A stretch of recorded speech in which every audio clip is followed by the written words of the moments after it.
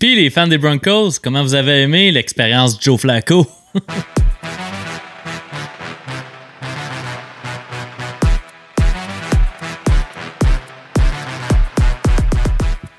Avant de te parler de la coupure de Joe Flacco et des Broncos de Denver, je t'invite à nous suivre sur notre nouveau channel YouTube, bien sûr, Sport Lucide. Tu peux aussi nous suivre sur Twitter à S majuscule Lucide et à Facebook sur la page Sport Lucide et bien sûr notre site internet, le www.sportlucide.com. Et pour ce qui est de nos podcasts, ben, partout où tu peux écouter un podcast, on est là. Donc, Balado Québec, iTunes, Spotify, toutes les applications de podcast sur Google Play aussi, on est là.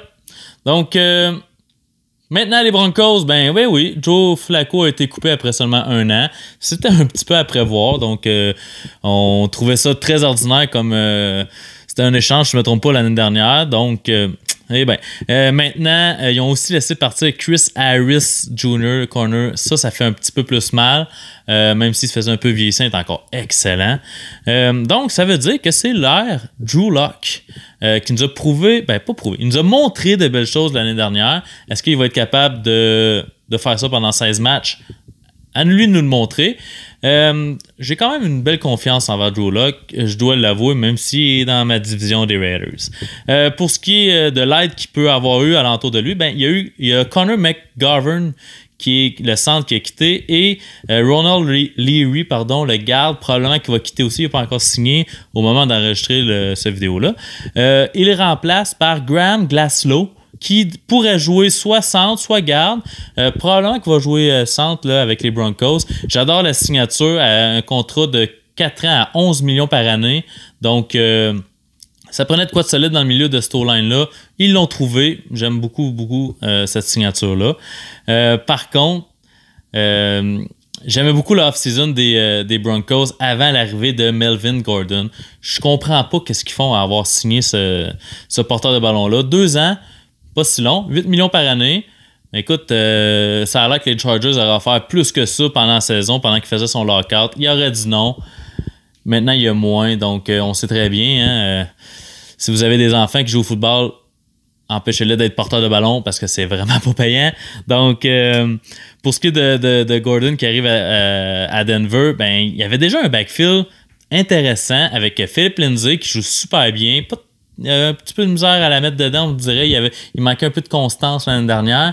Mais là, il y avait Royce Freeman, un choix. Ça faisait 2 ans qu'il était dans la ligue, mais en même temps que Lindsay. Mais lui, c'était un choix de 3e ronde.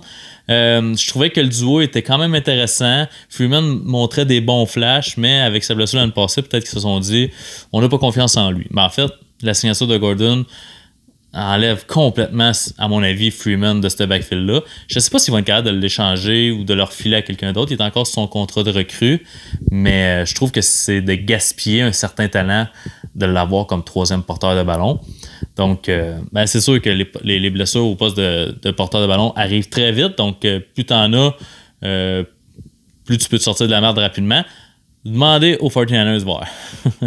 Donc, ce que j'aime beaucoup, c'est 2 échanges que les Broncos ont fait avant la signature de Gordon. Donc, ils ont tradé pour A.J. Bouye, corner qui provient de Jacksonville, contre un choix de 4e ronde. Donc, même si Harris part, au moins, il amène un bon corner pour pallier à ça.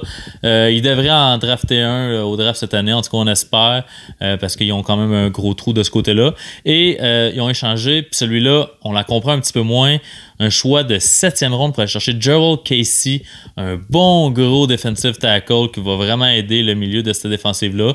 Il y a Derek Wolfe qui est parti, mais je pense que Casey, c'est un upgrade sur Wolfe.